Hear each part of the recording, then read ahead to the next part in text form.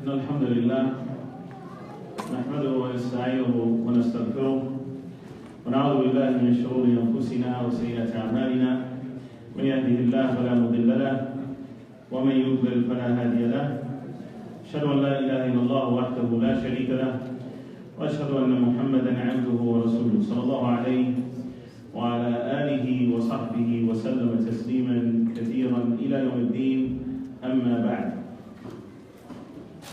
Assalamu alaikum wa rahmatullahi wa barakatuh.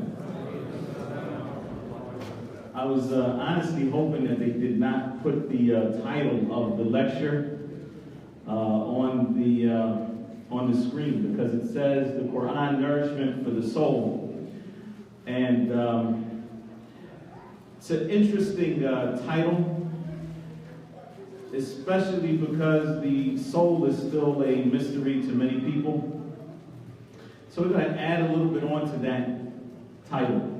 And that is that the Quran as nourishment for the soul, meaning here for your heart.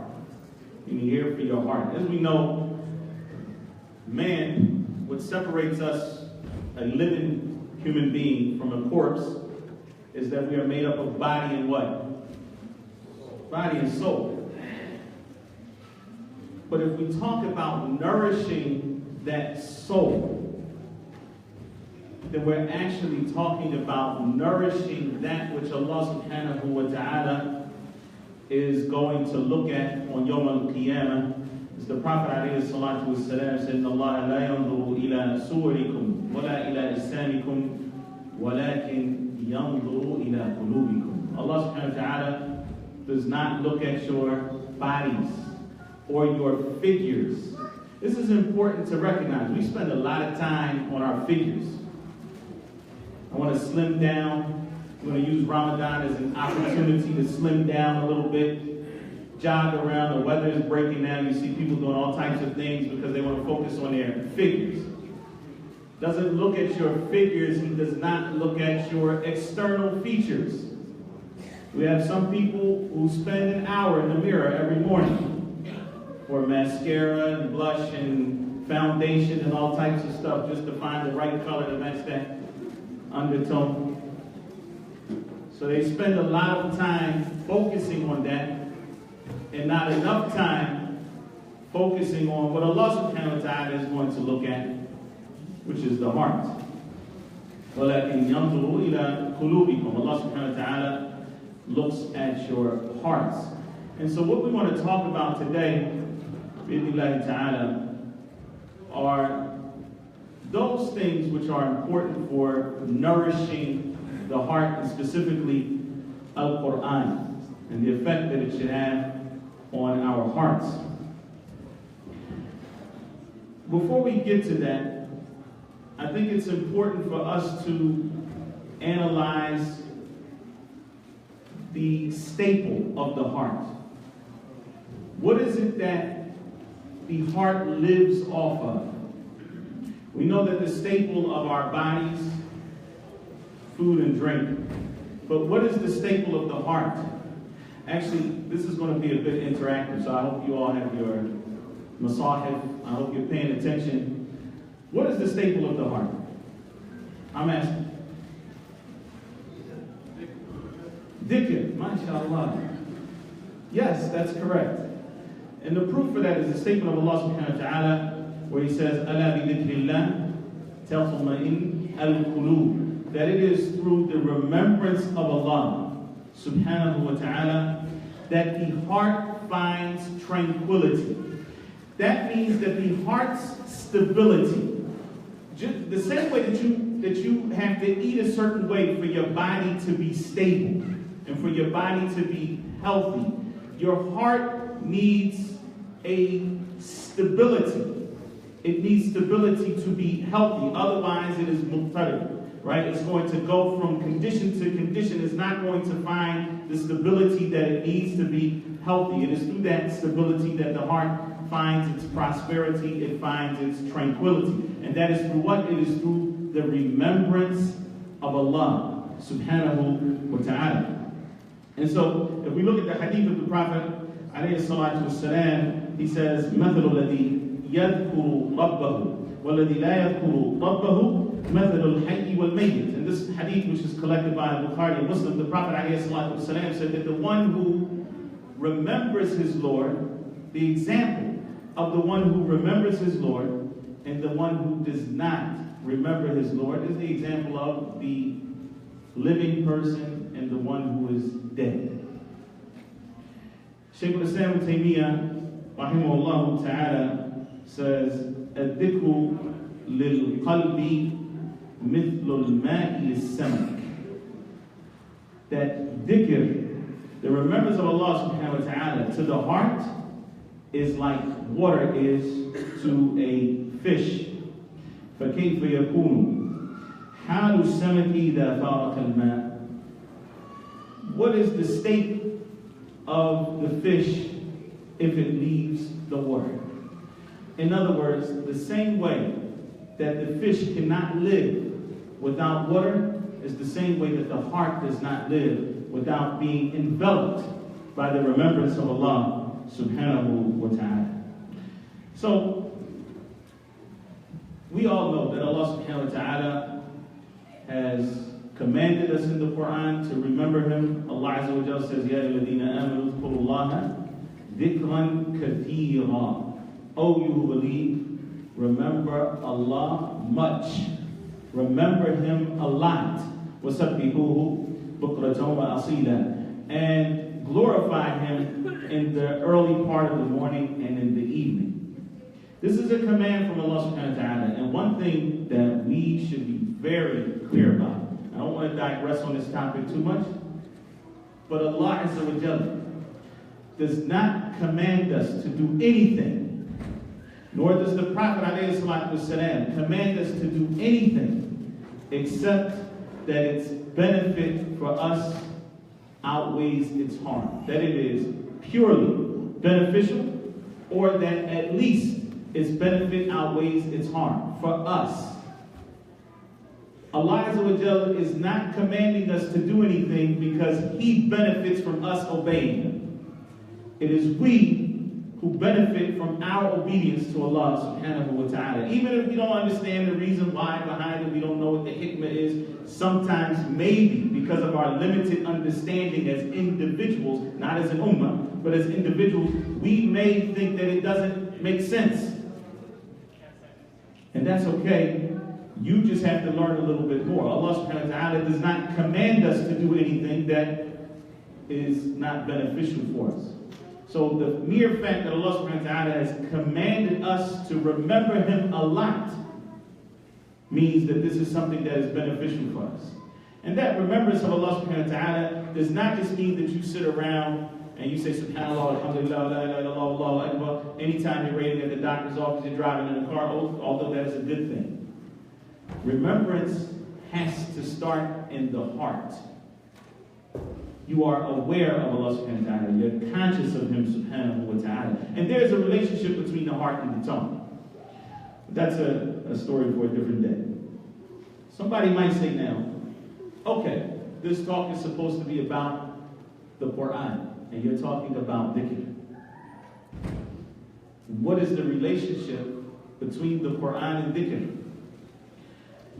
The scholars of Islam have consensus on the following point, and that is that the best dhikr is tilawat al-Quran al-Kareem. It's the recitation of the Quran. Imam al-Nawawi, rahimahullah ta'ala, says, اعلم أن تلاوة القرآن هي أفضل الأذكار. And this is something that, again, there's consensus amongst the scholars. Imam al-Nawawi said, no, that the best dhikr, that tilawat al-Quran, the recitation of the Quran, is the best of all adhkar. It is the best of all dhikr. And then he says, وَالْمَطْلُوبُ الْقِرَاءَةُ بِالتَّدَبُّرِ. And we're going to get to that point, inshallah ta'ala. He says, and what is meant here is that you read with reflection over the Quran. It is not simply that you recite the Quran. It is that you recite and that you ponder over its meanings, that you contemplate the message that Allah subhanahu wa ta'ala is giving to you in the Quran. That being said, do we all agree that the Quran is the best dhikr? If you don't agree, raise your hand. If you don't agree, raise your hand. And nobody? If you do agree, raise your hand. Okay, I'm just making sure oh wait, all right. That being said, in ruku', since the Quran is the best dhikr, what ayah should you recite in ruku'? Oh, come on. No, we're not going to let any of the children answer until the adults answer. We're not going to make the adults look bad. Yes. You can't recite, hold time out. We just said that the Quran is the best dhikr. And you saying you can't recite Quran and ruku'? Why? Right, okay. So the Prophet ﷺ clarified for us what is legislated to say in ruku' and in sujood. So because something is better in general, does not mean that in every situation it is better. That's just something to understand about Islam in general. That there are certain situations, certain times where the thing that is better may not be best for that occasion. So for example, after Salatul Fajr, is it better to do adhkar al-sabah, those dhikr that you do in the morning time, or is it better to recite the Quran?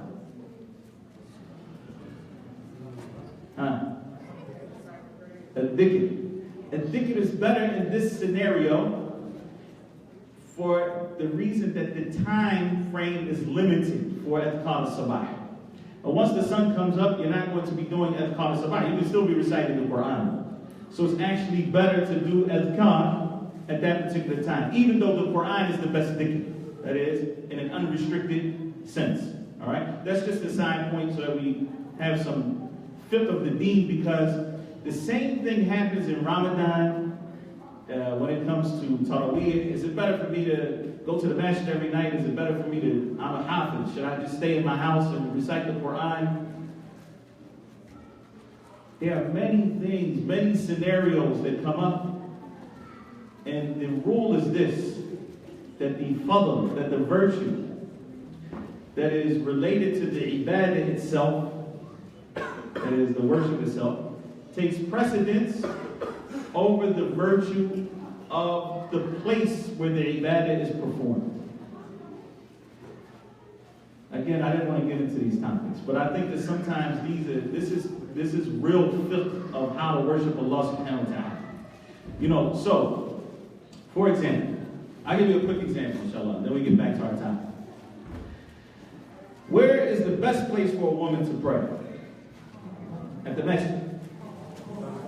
Home. Like, masjid. Okay. This sister, particular sister, she's new to Islam. MashaAllah, she memorized from Kafi to Surah An-Nas. See?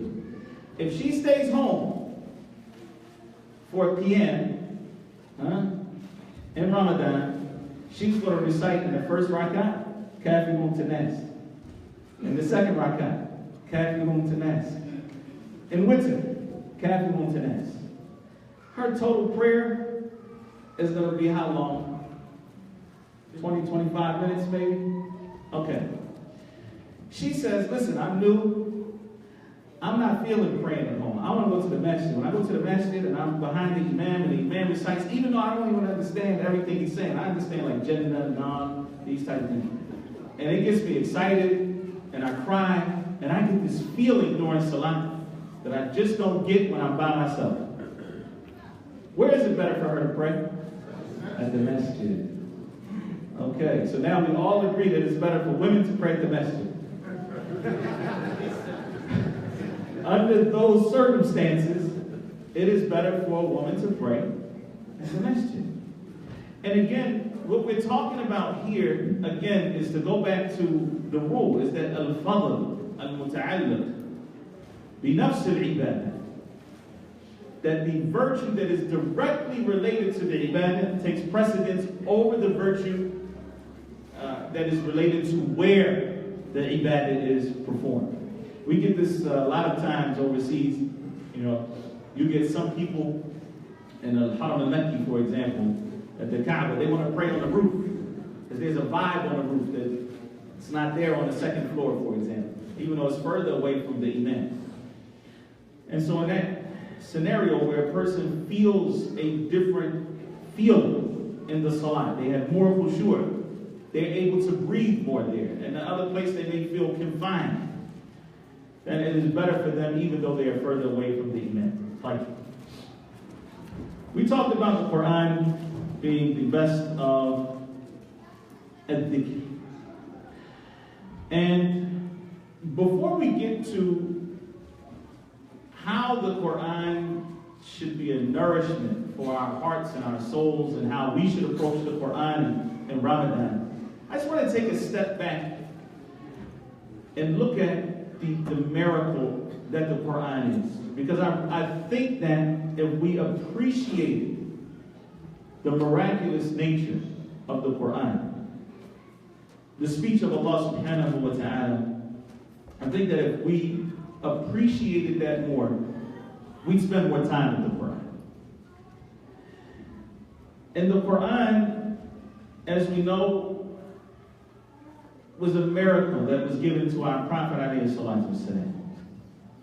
And it is the everlasting miracle. All of the other prophets that came before our Messenger alayhi salatu wasalam were given miracles that were temporary. And they were miracles that were specific for the people to whom they were sent. And there are many examples of this. If we look at, for example, Musa alayhi salatu wasalam, he had many miracles as well. But the prevalent miracle that is mentioned in more than one place in the Quran is what? Huh? I can't hear you. Speak up, don't be shy. What was the miracle that is most oft repeated of Musa's miracle? Yes. Okay, Allah subhanahu wa ta'ala spoke to him, but that is definitely a miracle. He's Kalimullah. Now, the staff. Okay, so the people who were seen to be from the higher echelon of society during the time of Musa were the magicians, the sorcerers. And they were the ones who were accusing Musa alayhi salatu wasalam of sorcery. And so Fir'aun sent to the greatest of sorcerers and told them that they would have a great reward if they were able to defeat Musa. And so Musa alayhi salatu wasalam, they challenged him, and he told them that our maw'id, that our appointment is going to be Yom Zina, which we can translate literally as the day of adornment. But what was Yom Zina? What would that be like in our time? It's like the Eid. It's like the Eid. Musa is saying, bring everybody. What happens when the Eid? Everybody comes out. He wants the entire nation to see what's about to happen. Because he knows that he is Musa, that he is sent from Allah subhanahu wa ta'ala. And he knows that Allah Azza wa Jal never lets down his awliya. And so there he is with his staff. And the best of the sorcerers are there. And so they said, either you go first or we go first. Moses said, go ahead, you got it. You can go first. And they went, saharu a'yun an-nas. And they performed their magic on the eyes of the people. And then what happened? Musa threw down his staff, and it turned into a snake. And that serpent did what? It devoured their magic. It devoured it. And then what happened after that was amazing. فَأُلْقِيَ السَّحَرَةُ سَاجِدِينَ. Those sorcerers fell down on their faces in prostration. قَالُوا آمَنَّا بِرَبِّ الْعَالَمِينَ. There was no hesitation. There was no, before I take shahada, let me think about it. I need to go back and see my boss might not give me this promotion. ألقي السحرة ساجدين قالوا آمنا برب العالمين. They said, we believe in Rabb al-Alameen, Rabbi Musa wa Harun, the Lord of Musa and Harun. Immediate belief and submission to Allah subhanahu wa ta'ala, because they were the most knowledgeable of the sorcery. And they knew that what Musa did was not magic, that this had to be from Rabb al-Alameen. And then Fir'aun in his arrogance said, do you all believe before I give you permission? SubhanAllah. And they did not care about what the consequences were going to be after Fir'aun told them that he was going to crucify them and cut their limbs off from opposite sides. That did not deter them from their belief in Allah subhanahu wa ta'ala. However, do we have any evidence of this other than the Quran itself? No. That miracle was for those people and those people only. It didn't last until today. It didn't last until the time of Isa alayhi salatu wasalam. It was a temporary miracle meant to convince the people who Musa alayhi salatu wasalam was calling to Islam. We look at the miracle of Isa alayhi salatu wasalam, his many miracles, including what? And what was prevalent at the time of Isa alayhi salatu wasalam? Medicine and healing. Right? And the greatest form of medicine, the thing that they're still trying to do, is to figure out how to bring someone who is dead back to life. Because that is an illness that they have no cure for. There's no cure for death. And so Isa alayhi salatu wasalam was given the miracle, bi-idhnillah, by Allah subhanahu wa ta'ala's permission, to bring life back to the dead, to form a bird out of clay and then blow into it and bring life to it. But again, where is that bird today? Where is that man that Isa brought back to? We don't have any tangible evidence of that other than what we know from the Quran and Kareem. The miracles of the Prophet ﷺ were many. But that miracle that still lives on, that has reached us today, is the miracle of the Quran. And that miracle of the Quran is not just something that is in its recitation, that is in the syntax of the Quran, or the structure of the Quran, but also in the meanings of the Quran. And so many other ways that the Quran is majestic, and it is a miracle from Allah subhanahu wa ta'ala. It is His speech, Jalla Jalal. And if we just spent a little bit more time with the Quran, then we would feel the effects of that miracle. And Allah subhanahu wa ta'ala challenged. He challenged the people who were around the Prophet ﷺ during that time with the miracle of the Quran. Because what was prevalent amongst the Arabs at that particular time was what? Poetry. I mean, even until today, you find the poetry of the Arabs is on another level. But back then, when you talk about their balagha, when you talk about their approach to poetry and what that meant to them and the status that it had in society at that time, the way that they would gather for poetry competitions.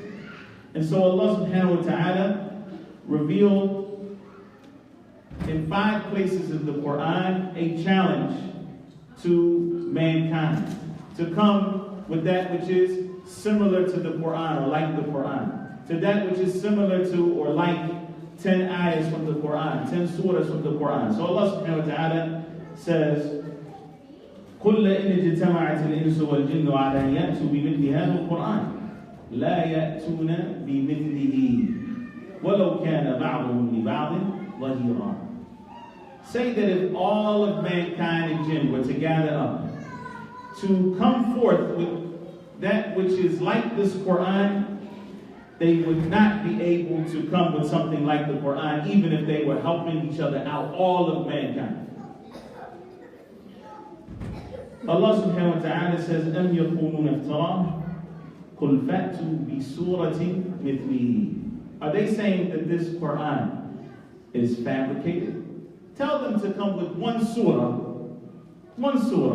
that is like this Quran. And Allah subhanahu wa ta'ala says, أَمْ يَقُولُونَ افْتَرَاهُ قُلْ فَأْتُوا بِعَشْرِ سُوَرٍ مِثْلِهِ مُفْتَرَيَاتٍ. Are they saying that it is fabricated? Tell them to come with 10 surahs that are like this Quran. And they won't come with an ayah that is like the Quran. Not 10 surahs and not anything else. This Quran cannot be imitated. And for that reason, it is critical for us as Muslims to recognize the virtue of this Quran and the qualities of the Quran as it relates to nourishing our souls and our hearts. Allah subhanahu wa ta'ala sent down the Quran as guidance and rahmah for the believers. He sent down the Quran as guidance and rahmah for the believers. Okay. What is it when we think about nourishment? What constitutes nourishment of the body? Because let's not just say food and drink. And I'll tell you why. Is all food good for your body? Is all food nourishing? No. Which is why we're actually prevented from eating certain foods and drinking certain drinks because they do not nourish the body. So when we talk about nourishment, what are we talking about? What kind of foods and what kind of drinks? Those that do what? Okay. So the textbook definition is that which is necessary for growth and development and your health. This is what is nourishment. When we talk about nourishing the heart and nourishing the soul, we're talking about that which is necessary for your spiritual development. That which is necessary for your spiritual health. Now, when we look at the Quran, then we know that this is from the sifat or the qualities of the Quran is that it provides that spiritual nourishment that we need. That is what we need for spiritual health. One of the first things that we are in need of is guidance from Allah subhanahu wa ta'ala. And that is what the Quran is. Anybody know an ayah that supports that? وَنُنَزِّلُ مِنَ الْقُرْآنِ مَا هُوَ شِفَاءٌ وَرَحْمَةٌ لِلْمُؤْمِنِينَ. طيب, I wasn't looking for that ayah. Even though I said it. I was looking for another one. ذَلِكَ الْكِتَابُ لَا رَيْبَ فِيهِ. No, we didn't finish. We didn't get there. Finish. Hudan lil-muttaqeen. That the Quran is guidance for those who have taqwa. How do we know that guidance is one of the most important things that we need for spiritual health? We know that because Allah subhanahu wa ta'ala commands us to ask for it over 17 times a day. At least 17 times a day. And so what do we say? Ihdina. We ask Allah subhanahu wa ta'ala for guidance. And so there is nothing, and this is why Shaykh Islam Ibn Taymiyyah rahimahullah ta'ala says that he pondered over what is the best dua to make. And he found that it was in Surah Al-Fatiha. And that is why, and Surah Al-Fatiha has dua, as we know, and that is why Allah subhanahu wa ta'ala obligated us to ask for that more than we ask for anything else. Because again, we go back to our base rule, which is that Allah subhanahu wa ta'ala only commands us to do that which is beneficial for us. And so those things that are most beneficial for us, Allah subhanahu wa ta'ala commands us to do them more. And so asking for guidance, the Quran as guidance, the Quran as light. So what do we need along that path? Because the path gets dark if you don't have the light of the Quran. Is there an ayah that any of you have memorized that talks about the Quran as being light? I'm sure you have.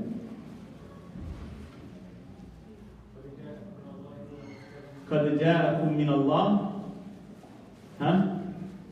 نُورٌ وَكِتَابٌ. Now, so Allah subhanahu wa ta'ala says, a light has come to you from Allah. Allah subhanahu wa ta'ala describes the Quran itself as being a ruh. And your ruh is what you need for life. And so Allah subhanahu wa ta'ala, when He tells the Quran, when He tells the Prophet alayhi salatu wasalam, that He has sent to him ruhum min amrina, that it is a spirit, that it is a soul that has come to you from us. As Ibn Jarir al-Tabari rahimahullah ta'ala mentions to other scholars of tafsir, they say that here he is talking about the Quran, that he describes the Quran as a ruh, because it is the Quran that brings life. It is the Quran that brings life. Even though that is the case. Okay, I'm running out of time, but I need to say some things here. It's very important. Even though that is the case, many of us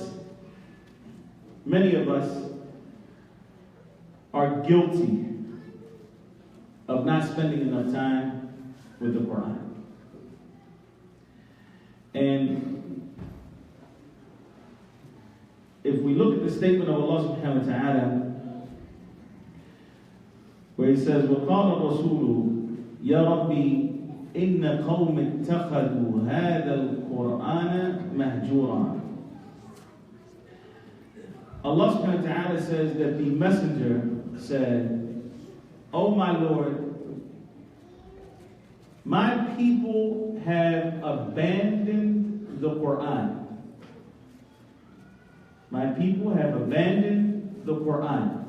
Ibn al-Qayyim, rahimahullah ta'ala, says that abandoning the Quran is 5 different types. And I want us to pay attention to these points, because we need to use Ramadan as a changing point in our lives. The way that we approach the Quran in Ramadan is going to, bi'idhnillahi ta'ala, change the course of our lives and our relationship with the Quran. But first thing we have to do is understand what it means to abandon the Quran. Because some of us might say, no, I read the Quran every day. Well, how much do you read? I read a couple pages. Or some of us may say, I read some of the Quran every day. No, I read Surah Al-Kahf every Friday. Alhamdulillah, I don't abandon the Quran. And if we understand what it means to abandon the Quran, then bi'idhnillahi ta'ala, we can make sure that we don't fall under any of the categories of abandoning the Quran. Ibn al-Qayyim, rahimahullah ta'ala, says that hajr al-Quran, or abandoning the Quran, is of 5 different types. The first is to abandon listening to the Quran and believing in the Quran. Abandoning listening to the Quran and believing in the Quran. So if we understand that, then our point of action here is to do what? To make sure that we listen to the Quran on a regular basis, which is ibadah. The second is to abandon acting or implementing the commands of the Quran,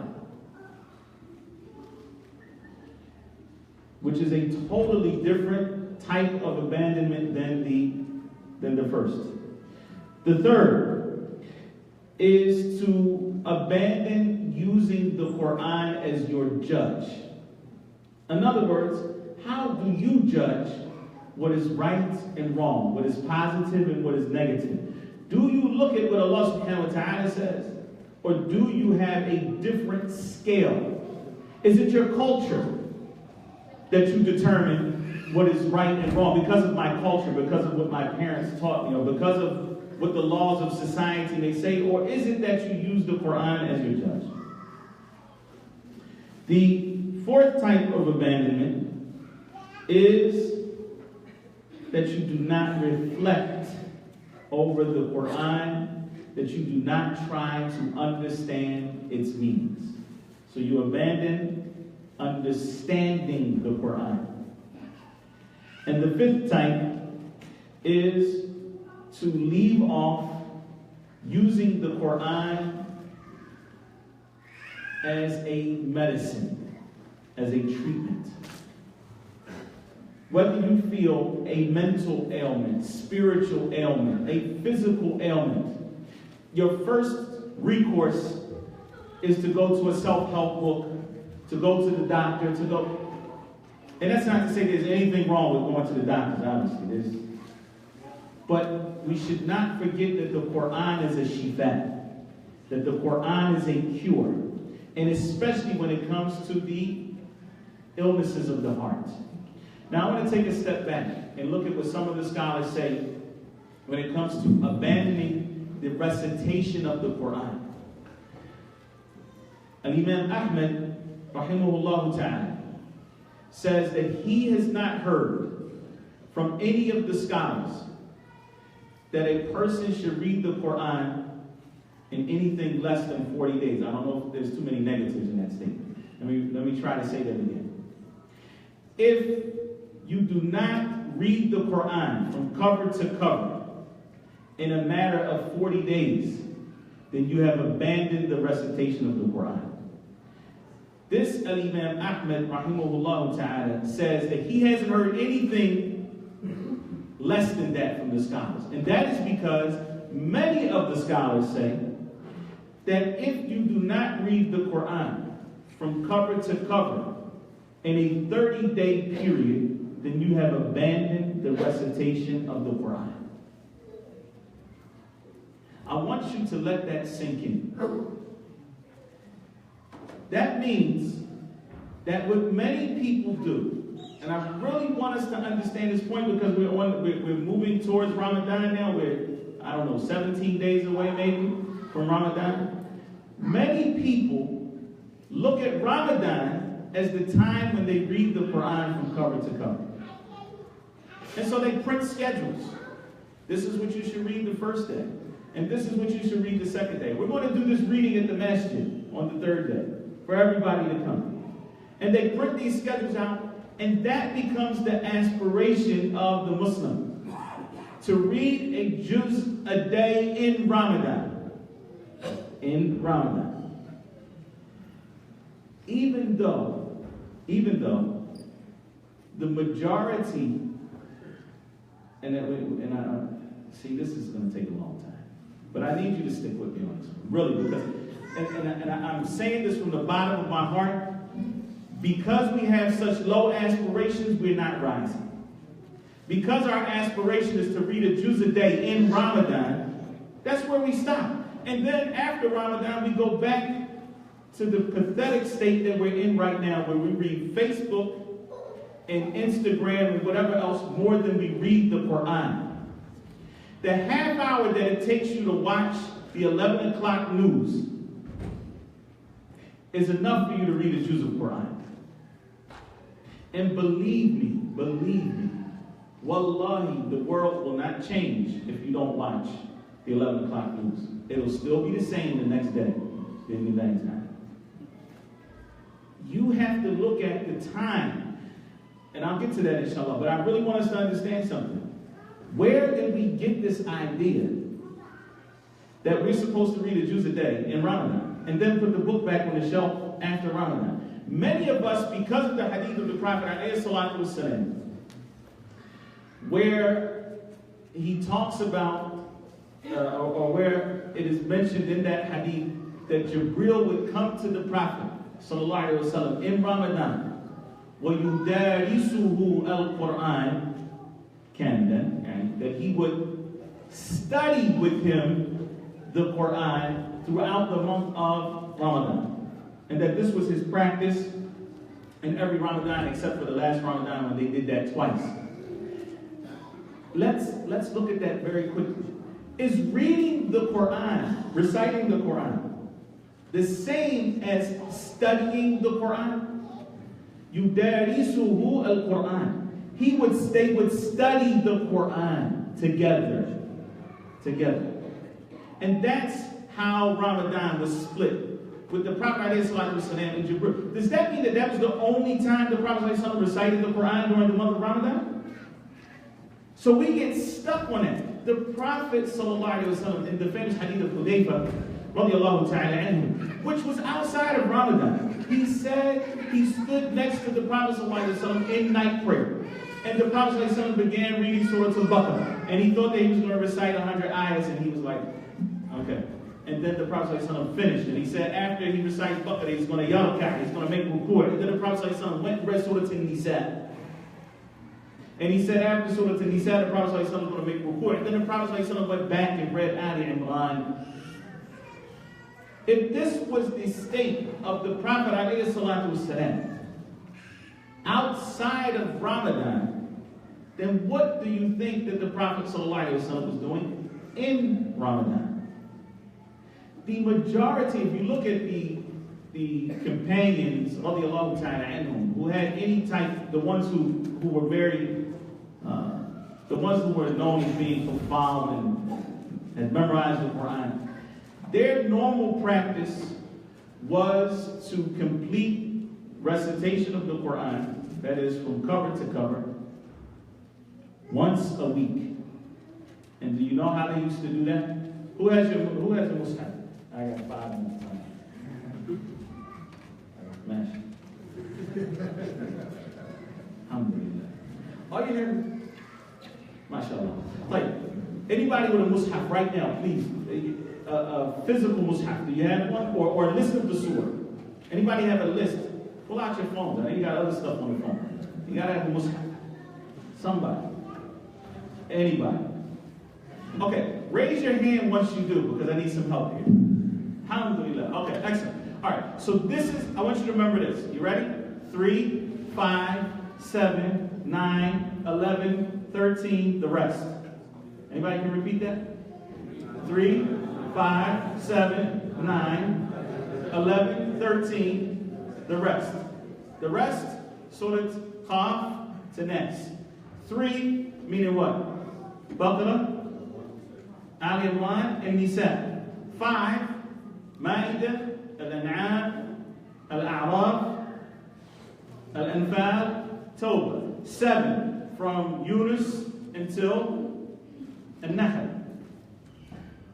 What number am I on now? 9. You get the point, right? 3, 5, 7. They would read the first, after Fatiha, of course, the first 3 surahs. And then they would read 5 surahs. That was every week. And they would complete their recitation of the Quran. Those are high aspirations, not a juz a day. And subhanAllah, everybody has to know where they are and start where they are. So for some people, a juz a day may be a lot, especially if you do nothing every day. But that's why I'm saying, and since I only have like 3 minutes now, because we do have to pray and so forth, and get ready for Salah, I want you to look at it like this. Please change the way that you look at Ramadan. And Imam Shafi'i, rahimahullah ta'ala, was famous for a khatma every day in Ramadan. He would read the Quran from cover to cover every day in Ramadan. And some of you may say, but what about the prohibition of the Prophet ﷺ of not reading the Quran in less than 3? If that's where you want to go, alhamdulillah, go there. Read the Quran every 3 days.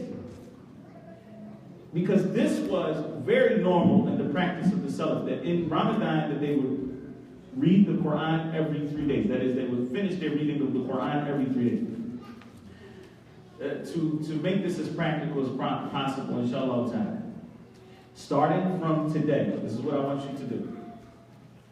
Starting from today, at least read a juz of Quran. Starting from today. A half a juz.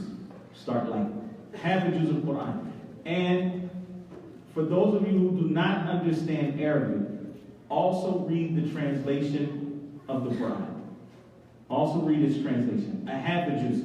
What I want you to do, carve out a specific time of the day. So whether that's after Isha before you go to sleep, whether it's after Fajr before you go to work, whatever time works for you, carve out a special time during the day that is unpenetrable. You're not going to give that to anybody else. You're going to turn off the phone. You're going to use that time for reading the Quran. And time yourself. See how long it takes for you to do a juz. Do that for a week. Do that for a week. Next week, half a juz. Next week, double that and go up to a juz. So you know how much time it takes you now. Carve out time for you to double that. So you'll go from a half a juz this week to a juz next week. And then by the time Ramadan comes, you should be doing at least 2 juz a day. At least 2 juz a day. And do that until you get to the last 10 nights. In the last 10 nights, you need to up that to 3 juz a day, in that time. You will see that you can do it. You will see that it does not take as much time as you think it does. It doesn't take as much time as we spend on many other things that will not bring us any benefit in this life and the next. I want to conclude by just saying this last piece of advice, and I went over time. Ramadan is not a month of socializing. Many of us have the wrong concept. We should be generous with our wealth in Ramadan, but very conservative with our time. How do you use your time in the month of Ramadan? Many of us schedule these big iftars for the last 10 nights of Ramadan. And we go over Fulan's house and Fulana's house. And we go visit them, and you have iftar at their house. Have an iftar at their house in the last 10 nights of Ramadan. I'm going to tell you why this is important. You have iftar at the house, and then what happens? Of course, you miss the virtue of praying Maghrib in the masjid. Okay. Then you sit around after the iftar, and you talk too much after you already ate too much. And then you talk too much. And so what happens is, we lost track of time. By the time you get to the masjid, they're done praying the Isha. You come in and you start praying the Isha while the man is praying Taraweeh, and it gets all confusing for you. And then you got to ask, what am I supposed to do? Should I join the first 2 rakats, pray, stand up? What do I do? Okay. And then you finish praying Taraweeh, and then because you ate so much, your Taraweeh is very lazy. And this is how you spent the night that could be Laylatul Qadr. Stay away from these huge iftars in the last 10 nights of Ramadan. Use that time to starve your ego, to starve anything else, and feed your soul. Feed your soul. Those last 10 nights are very important. In them is a night that Allah subhanahu wa ta'ala says is better than 1,000 months. We ask Allah subhanahu wa ta'ala to make us from amongst those who take advantage of His blessings, to make the Quran the spring of our hearts, and that which does away with all of our humum, all of our anxiety, all of our grief. And Allah subhanahu wa ta'ala knows best. Subhanaka Allahumma bihamdika ashhadu an la ilaha illa anta astaghfiruka wa atubu ilayk.